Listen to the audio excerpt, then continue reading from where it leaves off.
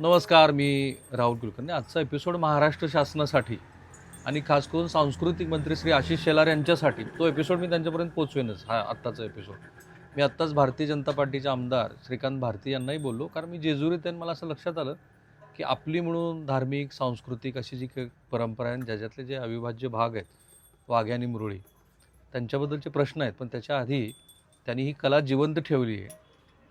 त्या ठेवलेली कला आधी आपण बघू आणि मग नंतर बघूया. करायचं सुरू.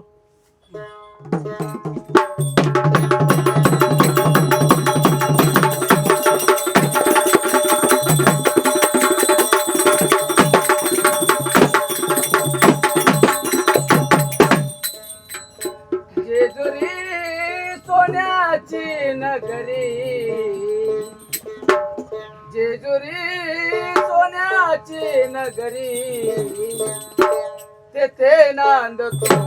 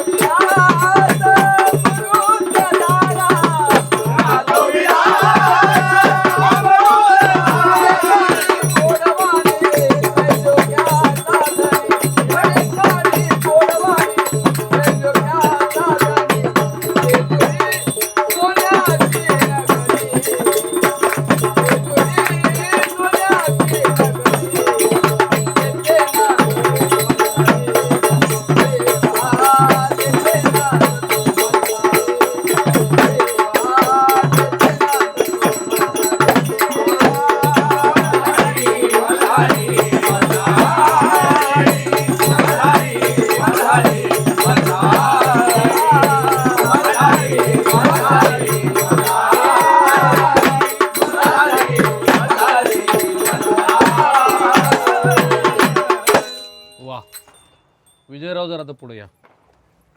फारच उत्तम. नाही, आता मला सांगा की आपण त्याची सुरुवात जी आहे ती तुम्ही मला अगदी उज्ज्वल अशा धार्मिक परंपरेपासून केलेली आहे. ती एकदा महाराष्ट्राला आपण सांगू. वाघ्या कोण आणि मुरळी कोण? वाघ्या मुरळी ही कृष्ण उत्पत्तीतलं एक साधन मानलं जातं. खरं तर खंडोबाच्या लोकसाहित्यामधला उपासकाचा सगळ्यात मोठा प्रकार आहे. तर खंडोबाच्या लोकसांस्कृतिक नगरीची ओळख वाघ्या मुरळीपासून होते. म्हणजे जेजुरी. खंडोबाचं जे महत्त्व आहे, जे आध्यात्मिक महत्त्व आहे, ग्रंथातलं महत्त्व आहे, तर ते सांगितलं जातं पद्याच्या माध्यमातून. आणि हे काम वाघ्या करतो आणि मुरळी नृत्य करते. मुरळी नृत्य एक विशिष्ट नृत्य मानलं जातं. त्याचं फार ग्रंथामध्ये एक शास्त्रीय वेगळं नाव देखील आहे. पण ते नृत्य असं फारसं बघायला मिळत नाही, कारण लोकांकडे आता आधुनिक साधनं आलेली आहेत. त्यामुळे लोक याकडे वेगळ्या दृष्टिकोनातून बघतात. नाही, ते ठीक आता आहे. तो जरा नंतर स्थित्यांतराचा भाग आहे. पण हा. मुळात उपासक म्हणजे मुरळी, हा, उपासक म्हणजे वाघ्या. वाघ्या उपासक मुरळी असं म्हटलं जातं. आता पूर्वी कसं होतं की मुलं होत नाहीत म्हणून देवाला बोललं बरोबर. जायचं की देवा मला मुलगा होऊ दे, मी तो तुला सोडीन. तो आता ही वाघ्या सगळी सोडलेलीच मंडळी आहे. बहुतांशीच वाघ्या. आता ह्याच्यामध्ये सुद्धा घर वाघ्या आणि दार वाघ्या असे दोन प्रकार आहेत. बरं. तो घर वाघ्या असतो, तो घरातला संसार करून या क्षेत्रामध्ये काम करू शकतो. पण दार वाघ्या एक संन्याशासारखी भूमिका असते. त्याने आपलं खंडोबाचं नामस्मरण करायचं, घरी यायचं नाही. तर हे तुम्हाला केवळ महाराष्ट्रात नव्हे, हे कर्नाटक आंध्रमध्ये देखील आहे. कर्नाटक आंध्रच्या खंडोबाला तिथे वेगवेगळ्या नावात वेगवेगळ्या वेशभूषामध्ये खंडोबा नांदतो. कर्नाटकला मैलार म्हणतात, आंध्रमध्ये मलांना म्हणतात, आणि महाराष्ट्रामध्ये खंडोबा, मासाकांत, मल्हार, मार्तंड भैरव अशा विविध नावाने खंडोबाला पूजलं जातं. आणि मग त्याचे वाघ्या मुरळींची भाषा जरी भिन्न असल्या तर कर्नाटकला वाघ्याला घोंगडीचा ड्रेस असतो. तो त्याच्यामध्ये पण दारवाघ्या आणि घरवाघ्या असतो. तर अशा प्रकारे ते उपासना करतात. आणि मग भक्तांची गाराने मांडण्यासाठी वाघ्या मुरळींची उत्पत्ती आणि मग देवाला जागृत करण्याचं काम हे वाघ्या मुरळी करत असतात. आणि मुरळीची यातली भूमिका काय? मुरळीची फार सर्वोत्तम भूमिका आहे, कारण मुरळी म्हणजे तुम्ही मुरली असं म्हणा. मुरली, हा, श्रीकृष्णाची मुरली ती मुरळी. हा, त्याची एक रंजक कथा अशी आहे की ज्या वेळेला श्रीकृष्णाला शाप दिला खंडोबाने, कुत्रा झाला श्रीकृष्ण, कुत्रा म्हणून शाप दिला, तर शापमुक्त होण्यासाठी संपूर्ण गोकुळ तिथं आला असं ग्रंथामध्ये म्हटलं जातं. आणि त्यांनी ज्या वेळेला खंडोबाचं रूप बघितलं तर कुत्रारूपी श्रीकृष्णाचा गर्वहरण झाला. आणि मग खंडोबाने आपल्या अंगावरची मळी, जी हळद, त्याला हरिद्र चूर्ण म्हणतात, ते कुत्र्यावर टाकलं, म्हणजे भंडारा कुत्रा टाकला आणि कुत्रा पुन्हा कृष्ण झाला.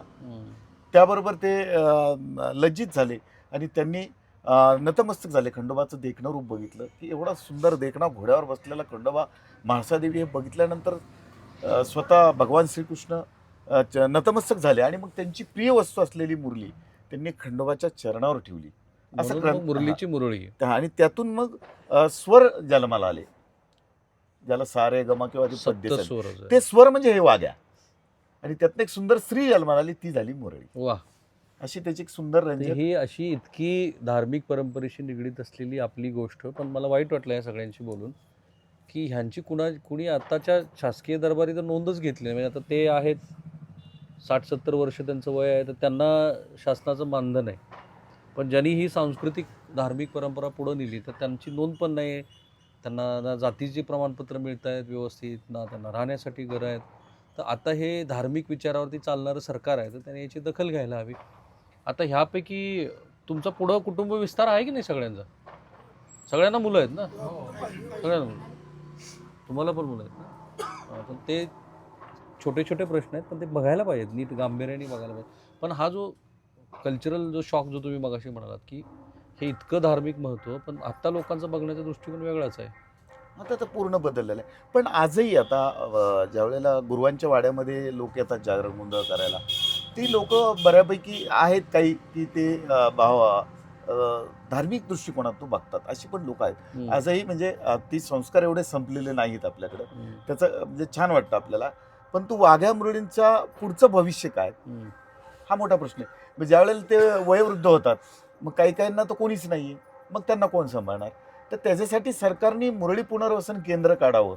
आणि जेजुरीसारख्या ठिकाणी व्हायला काहीच हरकत नाही आहे की उद्या त्या वृद्धपकाळामध्ये जगणार कसे, तर त्यांना औषध पाणी करणार कोण, ह्या सगळ्या प्रश्नाचं उत्तर सरकारच देऊ शकतं. तुम्ही अडचण काय सांगितली मला? जातीचे प्रमाणपत्र मिळत नाही, कशामुळे? हे जातीचे वेगवेगळ्या जातीला पहिलं कसं झालेलं आहे, नाथपंथी लागलेले, कुणाचं गोसावी लागलेलं आहे, कुणाचं भराडी लागले, कुणाचं गोंधळी लागले. त्याच्यामुळे ते आजोबाचं वेगळं येते, वडिलांचं वेगळं येते आणि मुलाचं वेगळं येते. त्यामुळे तिन्ही हे होऊ शकत त्यांना एकत्र. आणि म्हणून मग जात प्रमाणपत्र मिळाली पण व्हॅलिडेट झाली नाही. मिळाली पण मान्यता मिळाली नाही असं आहे ना. आणि राहायला घरं आहेत सगळ्यांना, सगळ्यांना घरं आहेत, फक्त ती जातीची प्रमाणपत्र. पण आता शिक्षणाचं प्रमाणही वाढलं म्हणतात तुम्ही. हो, शिक्षणाचं प्रमाण वाढले.